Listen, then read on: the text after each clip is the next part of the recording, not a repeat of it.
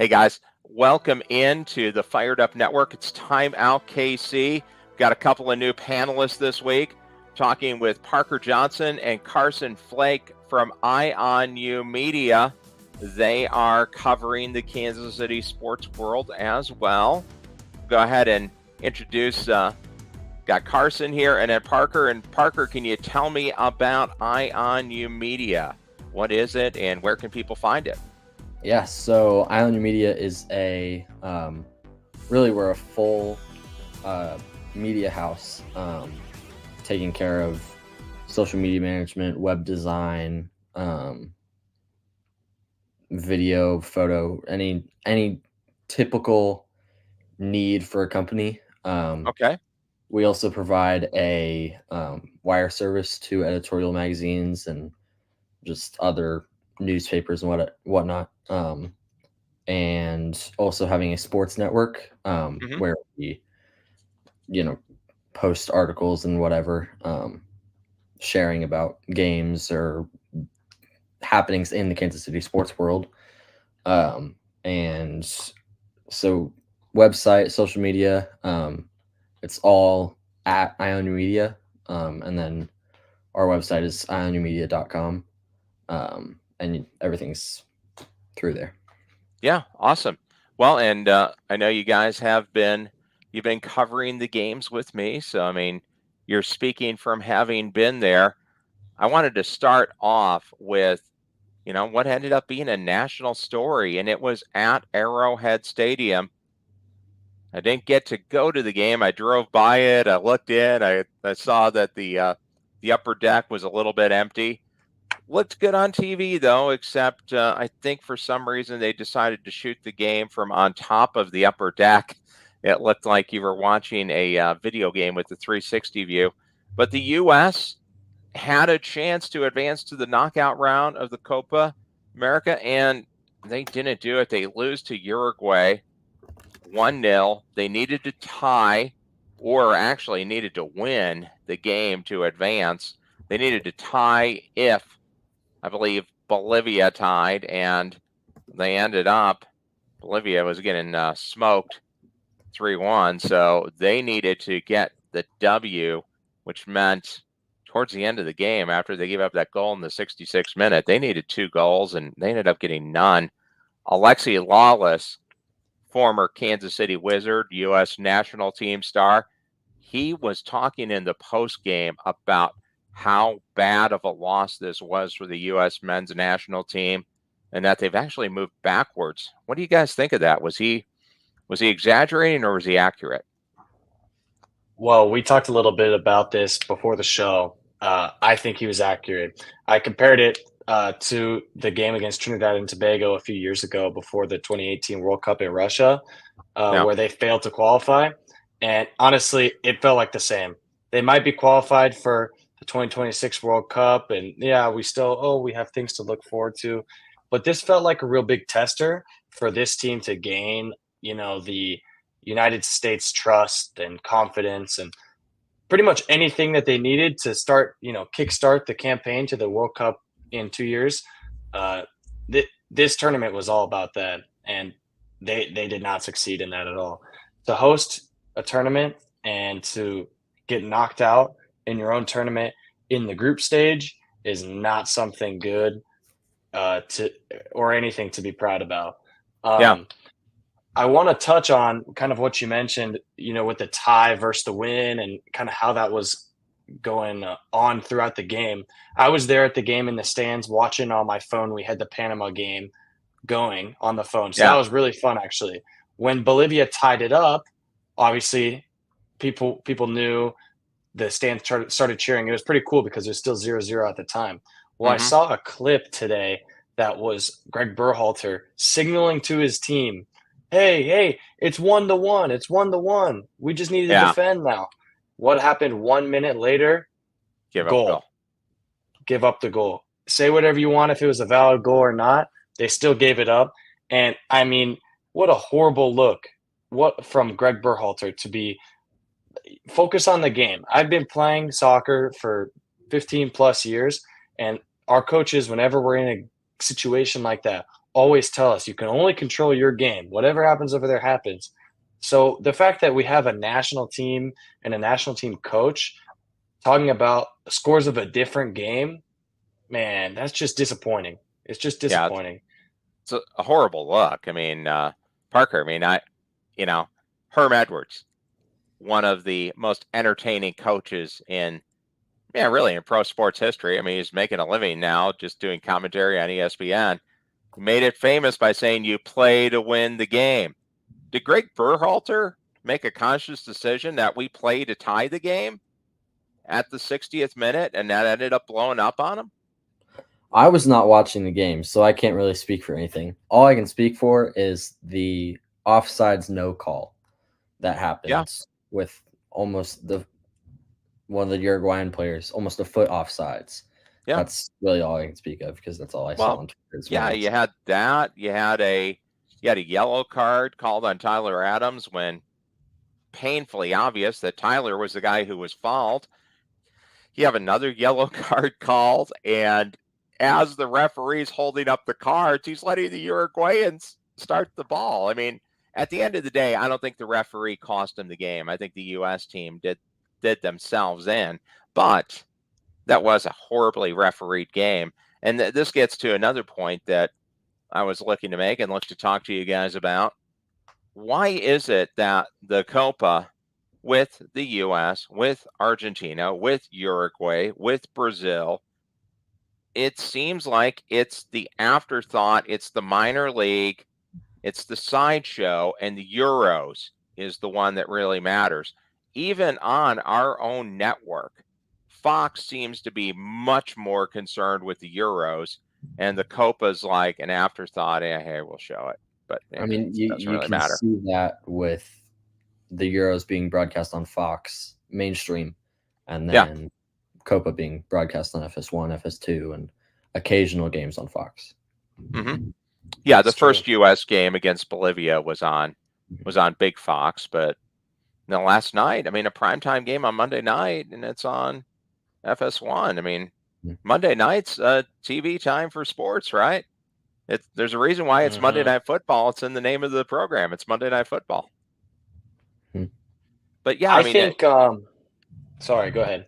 no, do you guys feel that? It just feels like it's an afterthought. It's a minor league, and the Euros is what really matters. Yeah, I think it honestly kind of flows just from the whole idea of European soccer. Everyone here in the United States, oh, our team, the US men's national team, we're so good because everyone plays in Europe. Oh, it's Yep. European. Oh, it's the Premier League. It's any other league in Europe automatically is rated up here, whether it is or not up here compared to any other league. No one talks about South American leagues. No one can name the official league name of Peru. I have no idea. Yeah. But everyone knows the Serie A, the Premier League, the Bundesliga, all the big leagues in Europe. So I think automatically Europe is a step ahead. And I think Fox just knows if anyone says the word Europe and puts soccer behind it, people are going to watch that before and then instead of having to teach someone what the Copa is. I Yeah. mean, there's so many people in the United States, we just talked about it, that didn't even know what this was. I was having to explain it to my grandpa yesterday. I was like, Hmm. he's like, what game are you going to tonight? I was like, he was like, the Coda? And I was like, no, the Copa America. Like, Yeah. we're hosting the dang tournament. Our country's in it, and we don't even know about it. So, of course, any soccer fans are going to want to watch the Euros anyways. Yeah. And hey, just to put this out here, then we'll move on to our teams. It was kind of a disappointing showing for Kansas City, just overall, this flurry of international games. I went to and covered the U.S. Olympic team, their last match before heading out to the Olympics, the men's team against the Japanese. And I mean, it was a horrible game. We lost 2-0 and easily could have lost 4-0, had no chance of scoring. They said it was because they were trying different positions, they were putting guys out of spots, and Gianluca Busio didn't play. So, okay. But the game was bad. Our effort seemed off. We seemed disjointed, just kind of out there. And the worst thing was there was maybe 3,500 people there. And Mm-hmm. it was actually a pro-Japanese crowd. And this is the quote-unquote soccer capital of America, and we couldn't support our Olympic team. That amazed me. Then Copa game, Canada against Peru, and obviously they knew, hey, this isn't going to draw that much. We're not having it at Arrowhead. We're going to play this one at Children's Mercy Park. We don't need 75,000 seats. Well, as it turns out, they could have played it at CPKC Stadium, which seats 11,500 and had 6,000 seats to spare. Drew about 5,000 people. So that wasn't good. And then the U.S. national team, I mean, heck, you think that should sell out. Drew about 50,000.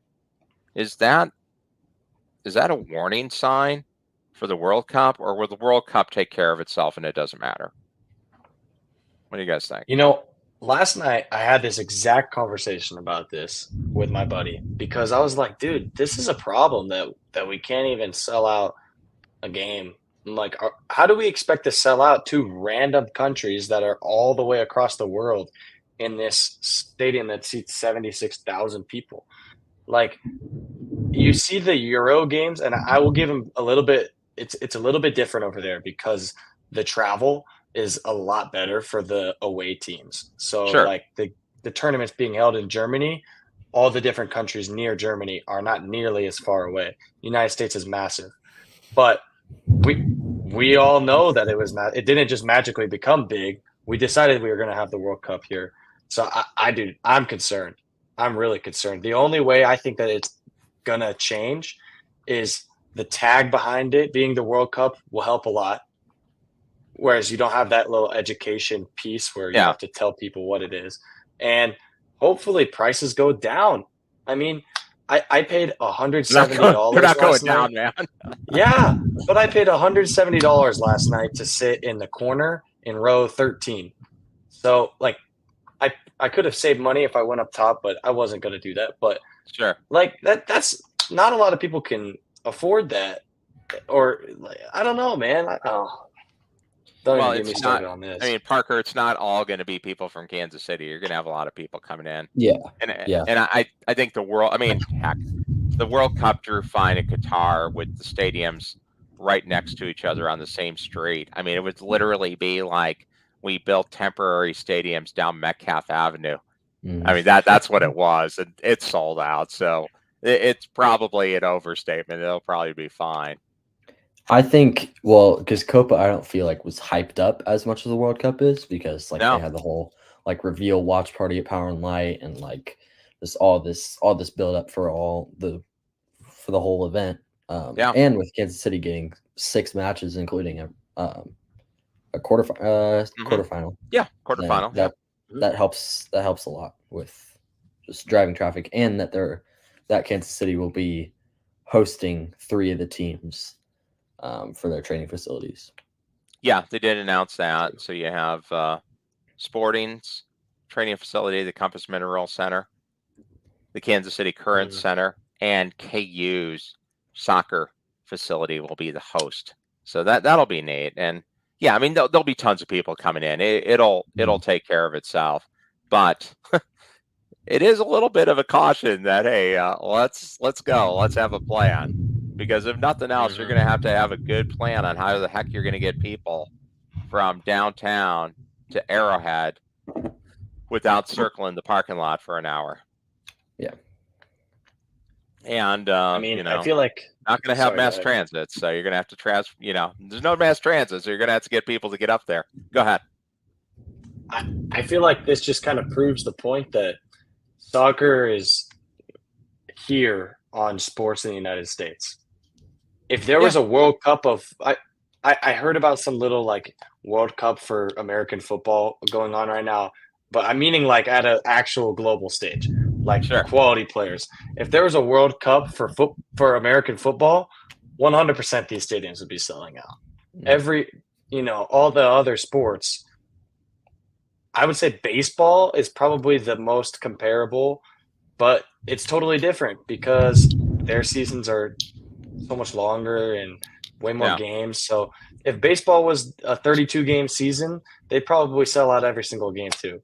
So I think that the fact that the soccer is just not big enough yet, and I think that a lot of people, including myself, think it's up here, and it just happens to not be where we think it is. So then we get disappointed with the results of the stadiums. Well, you know what? It's growing rapidly. I mean, it is because these games weren't marketed terribly well. They just weren't. There's a lot of people that really had no idea it was going on. And I think a concerted marketing push will make a huge difference. And you know what? Hey, just to be point blank honest, Americans like winning. And this is the one major sport out there. I mean, the U.S. is the best in the world at baseball. The U.S. is obviously the best in the world at football. The U.S. is best in the world at basketball. And the U.S. has won the Stanley Cup. A U.S. team's won the Stanley Cup now over 30 years in a row over Canada. So the U.S. comes at things, and their interest, if we're not winning as a country, drops considerably. And I don't think anybody thought that the U.S. was going to beat Brazil, Argentina, and Uruguay to win this. I mean, That's you true. guys didn't, did you?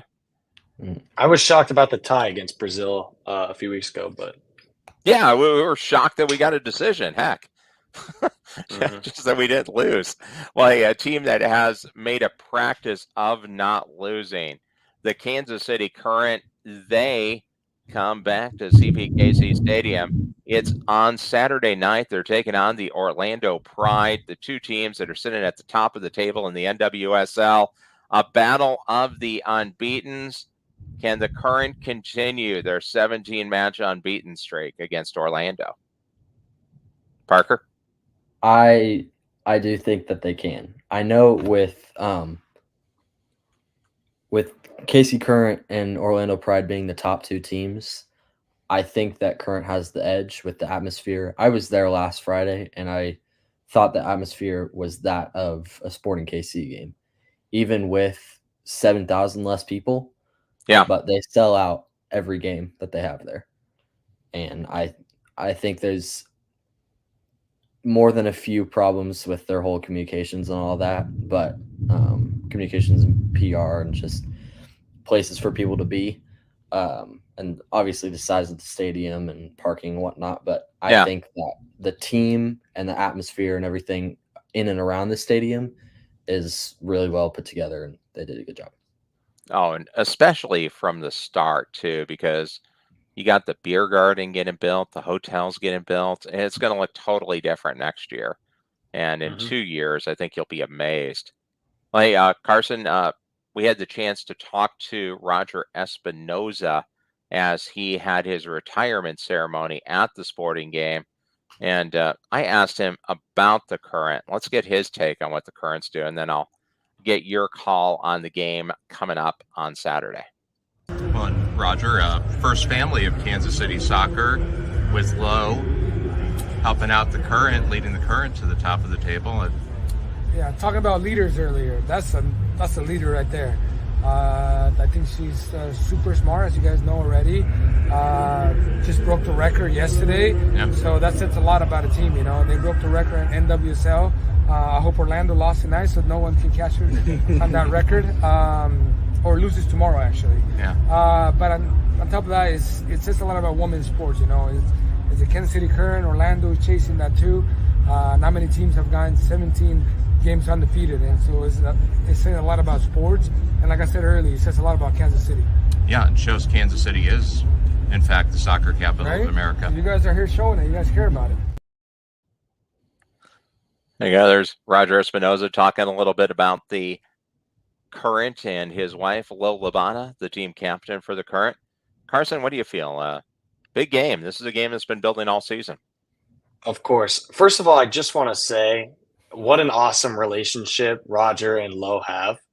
I mean, the fact like that, it warms my heart that he's like, that's a leader right there. Like, he thinks of his wife as a leader, not as anything else. Like he sees that in her as a person. I just thought I'd put that out there Sure. that's cool. And I think honestly that is what makes the whole Current how good they are. It's not just one leader. The whole team is full of them. AD Franch, massive leader. And she's doing great things back there. And then we talked about it at the sporting game on Saturday. Temwa Chowinga is freaking money. She's going off like literally showing the whole NWSL like she's on a different level, which is awesome. And then all these other, young girls getting to make their appearances. They obviously are feeling that, connection with the team because they're full of leaders. Some teams you have some really bad leaders at the top, and then the young players just don't want to, be a part of it, and then they don't have any confidence going into the game. I think that this is a Current team that, yes, 11 players on the field, but it goes deeper than that, and you can put in whoever you need to put in, and they're gonna, continue to have that chemistry and the work rate and everything that you need to make a good team. That goes down further than just 11 players. It goes down 22 plus. And I haven't been in the locker room, but I assume that the energy in the locker room is fantastic and that everything there is just connected. That's just what it seems to me. You can't find that. Talent only gets you so far. Hard work is what gets you further. So, yeah. No, and I think the culture of the team, the identity that Vlatko talked about in the preseason, they really seem to have built it. And Parker, we talked about Greg Berhalter with the national team. Vlatko was coaching the women's national team, left, and now he is the coach of the Current. And when he left the national team, he talked about his joy for the game being beaten down. Well, he definitely seems to have it back. He actually gave me a fist bump and said, "Man, that was a win." After the game this past week. You don't usually get that with professional coaches. He's excited. Yeah, I know he loves the team and loves all the players on the team. And he has a drive for the game too. It's not like, oh, it's just another job, but it's his passion, as it should be with any coach in any league or any team. Yeah, absolutely, and it shows. Here, let's just go with one more player. Let's hear from forward Michelle Cooper. This is from a couple weeks ago, talking about the Current's identity. I thought it was a good comment and really kind of sums it up. Yeah, I think we have moments in those games where we tie where we can definitely be better. And I think this identity that we're continuing to grow into is something that we've had from day one. I mean, we came out against Portland the first game, scored 5 goals. It's just the difference between not getting scored on. But I do think, yes, this identity is continuing to grow and continuing to be stronger and something that teams circle about us. But I think it's been something we've had since game one and just continues to get better. And I mean, that's a great attitude, and it really kind of sums it up. We saw a little bit of that. Let's seg over to Children's Mercy Park. We did see a little bit different Sporting Kansas City, something that we haven't seen this year, really. They absolutely beat down Austin FC. It was only 2-0. Score probably should have been more. They should have had a couple more opportunities convert, but it was a beatdown. That looked like a Sporting team from their championship seasons. Lockdown defense. You got a contribution from the backs. Tim Leibold scored his first goal of the season. And then an absolutely beautiful goal to really put the game away and ice it with Johnny Russell on a breakaway counter and a nice cross to Stephen Afrifa. Scored his 3rd goal in 4 games, minutes after being subbed in, brought instant electricity to the team. Where has that team been all year? Yeah. I know that Peter said during his post-game interview that he doesn't know what made the team different.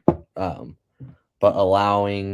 I think Austin had no shots on goal the whole game. Yeah, Austin had no shots on goal, only 2 shot attempts. And Sporting was the further dominant team in that game by far, having 5 corner kicks, 14 shot attempts, and 2 shots on goal with two 2 successful attempts, that shows that this team is here to play and is ready to try to make a playoff push. And they basically have to win out, Carson, to make it. I mean, I think they can afford to lose like one more match. Yeah. So good luck for that. But I will say that they haven't had the problem this year hasn't been up front. They've been scoring goals. Yeah. So you would think, like, for how poor their defending has been, that like a good game on the defensive side of things for Sporting Kansas City would be a little bit worse than what we saw. Like, I feel like for this to be like a bounce back game for the defense, that was like a crazy performance. So talk about a good confidence builder, because I think 4 shots on goal would have been a confidence booster for the back line. So the fact that they've gone with no shots on goal is even better than that. I mean, obviously, it's going to be a tall task to make the playoffs at this point, but that was something that they really, really, really needed. So yeah, I'll be curious to see this weekend what goes on. Now here's my my bold take for tonight. I don't even care if they make the playoffs at this point. I want them to win the U.S. Open Cup. Let's get that done. They got a game against Colorado coming up on Thursday night, probably just after you're watching this. Then they get Dallas on Sunday night, and then they come back and play Dallas again. Back-to-back Dallas games at Children's Mercy Park. The one is MLS. The one on Wednesday is the U.S. Open Cup. Let's put everything in. Let's play like that in the U.S. Open Cup. Win that. You get your championship. And if you miss the playoffs in MLS, okay. Because that it's done probably anyways. But if you get a trophy, okay. And now we have our new technical director, new sporting director, Mike Burns. He took the job, and they got a lot of roster flexibility coming up. But it sounds like we're going to have to wait a little bit. This transfer window coming up right now. Mike Burns' quote when asked about it today: "To be honest with you, we don't have a ton of flexibility in the summer window." Is that quote as bad as it sounds? No. No? Okay. I don't think so. I met Mike today. I was at the press conference, and it seems like he's going to do really good things for the team. And he did say that they're definitely going to bring in at least one new player. And with the vast majority of the team being out of contract or with a 1-year extension option, they're going to have to completely revamp the team. Yeah, I mean, it's 18 spots. Is that quote, if he could take it back, do you think he really meant to say, hey, which he did kind of get into that. I'm just getting acclimated in. We don't want to make a bad decision. Let's see what's going on. Let's take our time, make our judgments, and there's 2 more windows coming up before the next season. Is that more what he's actually trying to say? I think I see where you are coming from, and I hope that that's the case. But I did a little bit of research on him at his time in New England, and people didn't have a lot of good things to say. And that's where I'm a little bit suspect about the whole thing. It's like, apparently in New England, he was a hard negotiator. He didn't do a lot for the team. He said he was going to do things, never did them, all this different stuff. So it's like, okay, is his, we're only able to sign one player in the summer window. Is that him just doing his normal thing? Or is that him actually being honest, saying we're going to get after it, in the off season? I don't know. Well, but we'll see, I guess. To be fair with MLS, it's not the English Premier League. You have 2 or 3 big money slots in the salary cap that you can fill, and that's really it. So the moves do have to be targeted. It's a little bit different. It's not like La Liga or the EPL where there is no cap. It's a blank check. Just do whatever you want. So it is a hard salary cap. It does make it a little bit harder, and they're going to have tons of room to move and literally do whatever they want to within reason. Peter did say, and Mike Burns seconded it, that, hey, we're in the bottom third of expenses and salaries, and we got to move up. We got to be in the middle third, which I think that's probably where they should be. And you can win a lot from the middle. I mean, heck, the Royals went to a World Series and won a World Series, and they were just knife in the middle. And you look at what the Royals have done this year, they're still probably not even quite in the middle, and it's been a huge difference. I did want to highlight one of the young players who I thought made a huge impact, and we talked about him, Stephen Afrifa. We had looked back in preseason. During training, I had a chance to talk to Stephen Afrifa because he had a few great games in the exhibition season, and man, we were looking forward to him making a huge impact. It took a while, but now it's coming. Here's what he said after that game on last Saturday. Just a couple quick questions. Awesome game. Thank you. Glad to see you out there.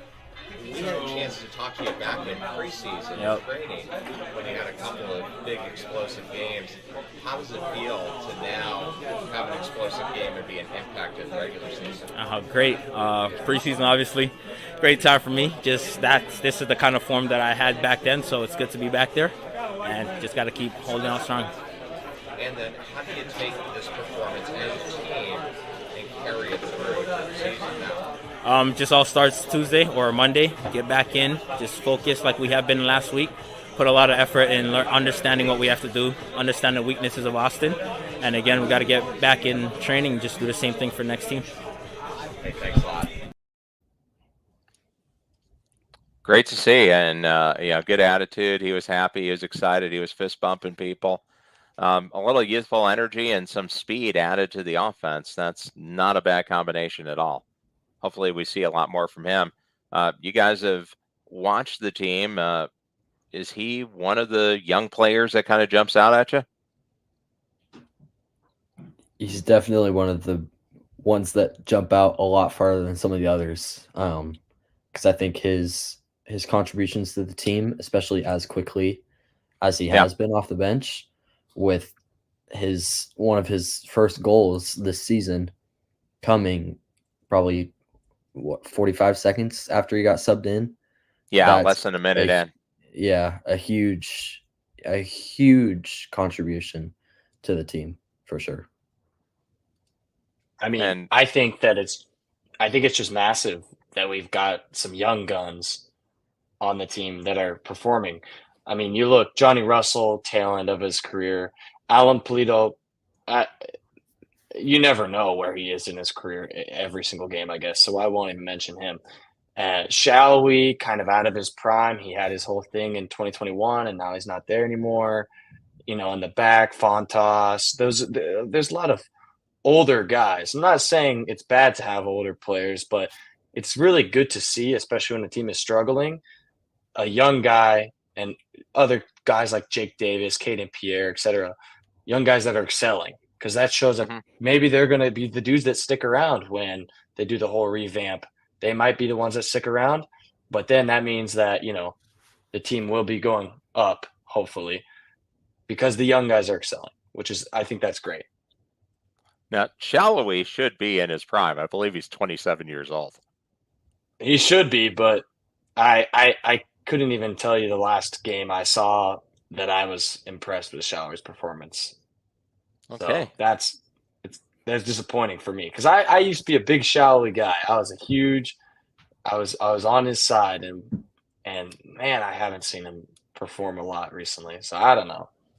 Yeah, I mean, the whole season's been disappointing. Let's hope they let's push for that U.S. Open Cup win and play out the season strong like they did last year. So you have a up note going into the season.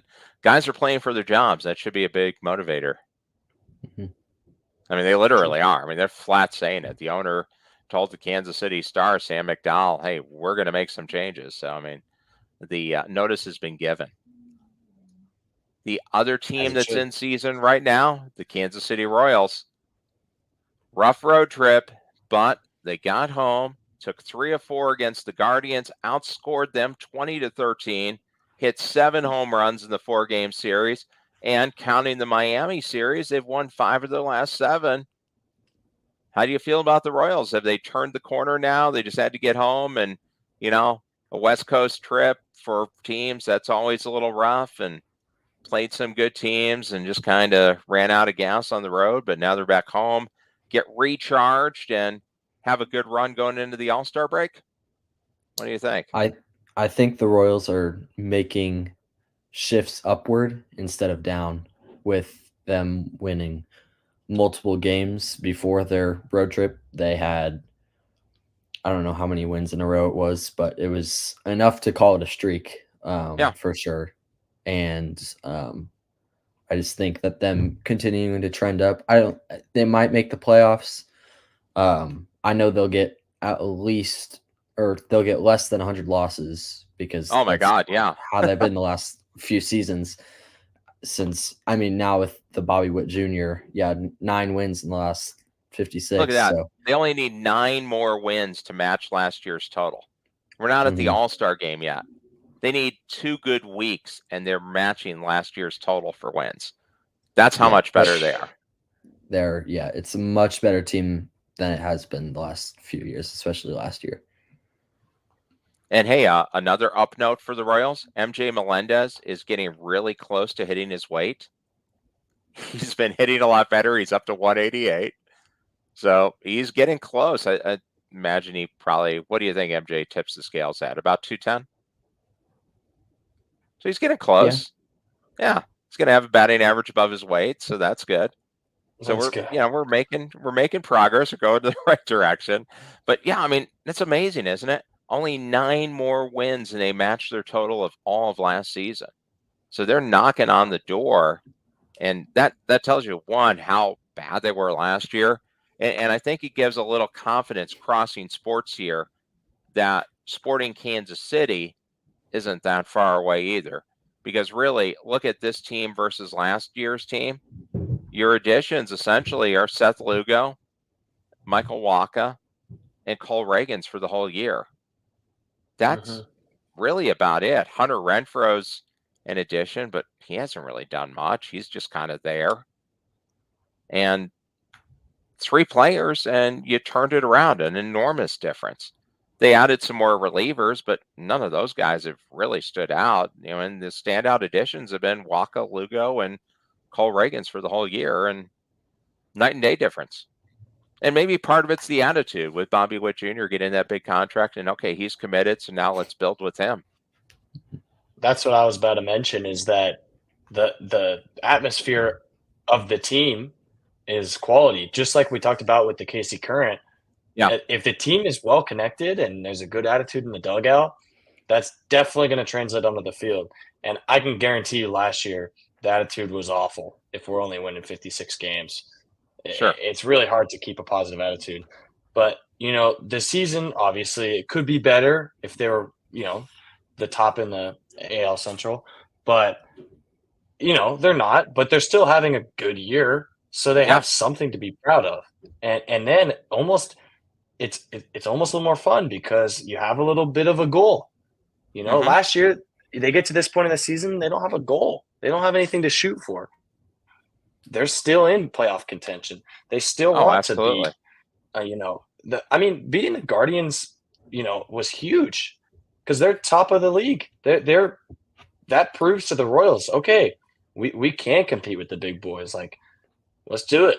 So that's all they need, is just a bunch of confidence in the dugout, and they'll keep going, I think. Yeah, I believe it's the first time they've won a 4-game series from the Guardians in Kansas City since 2014. So it's been a little while. So that was a huge statement on the week for the Royals. And Parker, they gotta feel great. I don't think anyone thought they were going to be putting up this many wins this year. I picked them to go like 72-90. I thought that would be a big improvement. Mm-hmm. Yeah, for sure. I think this team is much, like I said, this team is much better, probably since the World Series team. It was kind of after the World Series. It was kind of steady, and then it just kind of dropped after that. But now it's starting to trend back up, and especially with Bobby Witt's big contract, that'll help a lot. Yeah, absolutely. The best year they've had since 2016. And that's not even playing the second half of the season. It's been the best year since 2016 because there wasn't much in 17, 18, 19, 20, 21, 22, or 23. So, yeah, definitely a huge difference. And, you get a chance to go see some competitive baseball. Kauffman Stadium, despite the push for a new stadium, which is going to be the gift that keeps on giving for sports talk shows for the next year and a half, Kauffman Stadium is a great place to go watch the game. So it's definitely worth heading out. And if you're looking for entertainment value, baseball's a value. And to the Royals' defense, they lowered their concession prices, which doesn't happen ever in sports, but they actually did it. So, well, commendable move to the Royals. I don't know what they were at before, but I was just there a few days ago, and I had a jumbo hot dog for $16. So I feel bad for whoever was buying the jumbo hot dog last year. You got to get the value hot dog for $4. You must have got like the jumbo hot dog combo meal, or with the barbecue. Yeah, I don't know what I bought, but it was too much money, and I was like, and I ate it in about 30 seconds, and I was like, all right. Well, that's because you're used to eating off the training table, so they just have all the food. Well, hey, let's go ahead and wrap it up. We got our weekly champion. I got the Wrestling Spotlight Championship belt here. Just give me your champion of the week in Kansas City sports. Parker, who is your champion this week? For sure, Sporting Kansas City. They made the turn. They rounded first, I guess, if you want to say that. Yeah, I'll give you that one. Okay. It was slow kind of going, and now they've started to make that turn towards home, and hopefully they can take it to second and just keep rounding the bases. Absolutely. Okay, Carson. All right, you stole it from me, man. I was going to say Sporting Kansas City. However, I think even if Sporting KC gets another win this weekend, if the KC Current win against Orlando, they've got it next week 100%. Because that's a huge game, and I'm so excited to be there. So, well, and that's a good one too. And I'm going to go with here. We talked about it with Roger. I'm going to go with the first family of Kansas City soccer. Roger Espinoza, Lo Labata, the captain of the Currents. She is stepping forward and leading the charge, and huge game. Like I said, Carson, they're playing for the number one spot on the table, taking on Orlando. Big game, and the focus of women's sports is going to be on Kansas City this week. So that is a big deal, and it's a year that women's sports is just spiking. The NWSL, the WNBA, they're pulling in record ratings every week. It's really impressive. It's been a long time coming. So I'll go with I think we could Roger and Lowe. Sweet, man. I think we could see Orlando and Kansas City in the NWSL Championship. That would be pretty sweet. Oh, yeah. Could be. I don't think this is the last time they meet. I agree with that. Yeah. Well, hey, guys, as we're wrapping it up here, the best place to see the Fired Up Network is on that True TV Plus app. A bunch of entertainment content on there. You can get it on every app store pretty much. Apple, Amazon, Roku, Google, Chromecast. Anywhere you look, the True TV Plus app, it's free. Fired Up Network right on there, and Wrestling Spotlight's on there as well. Both feature channels. Carson, Parker, tell us a little bit about Eye on You Media as we head out, where people can follow you and where they can find some of your content and your reporting. All of our articles and stories are all on eyeonyoumedia.com/sports. It's all on there. Carson, me, another one of our reporters/writers, Josiah Winnell. We're all on there. Our photos and everything are on Instagram, Facebook, LinkedIn. It's pretty much at Eye on You Media everywhere. Awesome. Yeah. I also try to, when I'm there for the Sporting and for the Current this weekend, do live updates on Twitter. So Great. I'm Flake_Carson. But if you just find the Eye on You Media Twitter itself, or X, whatever you want to call it, you'll find me there somewhere somewhere on all the retweets. So, okay, excellent. Well, guys, thanks for stepping in here on Timeout Kansas City. Big week in KC Sports. We got the doubleheader with Sporting taking on FC Dallas on Sunday and then coming back on Wednesday. And the Current taking on the Orlando Pride. Plus, the Royals continue to try and drive closer to the Guardians. Then we're coming up on Chiefs season. Training camp starts real soon. We're into the month of training camp, so it's almost time for the National Football League. Thanks for joining us here on the Fired Up Network. For Carson, for Parker, I'm Gerald Bentley. Everybody have a good night and stay tuned for more sports and entertainment right here.